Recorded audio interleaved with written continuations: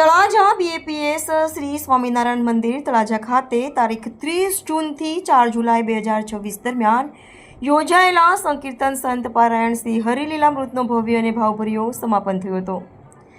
અક્ષરવાડી ભાવનગરના વરિષ્ઠ સંત પૂજ્ય સોમપ્રકાશ સ્વામીના પવિત્ર મુખેથી ભગવાન શ્રી સ્વામિનારાયણના દિવ્ય લીલા ચરિત્રોનું ભાવપૂર્ણ વર્ણન કરવામાં આવ્યું હતું।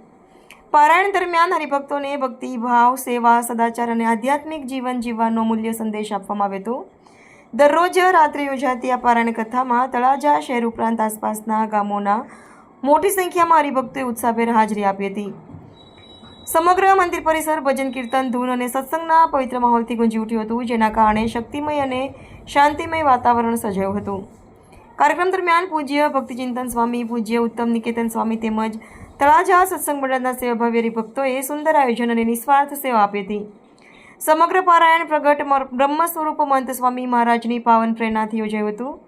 સમાપન પ્રસંગે હરિભક્તોએ ભગવાન શ્રી સ્વામિનારાયણ પ્રત્યેની અડગ શ્રદ્ધા વ્યક્ત કરી હતી, તેમજ જીવનમાં સત્સંગ, સંસ્કાર અને સેવાભાવને અપનાવવાનો સંકલ્પ કર્યો હતો। સમગ્ર કાર્યક્રમ ભક્તિમય, શાંતિમય અને આધ્યાત્મિક ઉર્જાથી સભર રહ્યો હતો।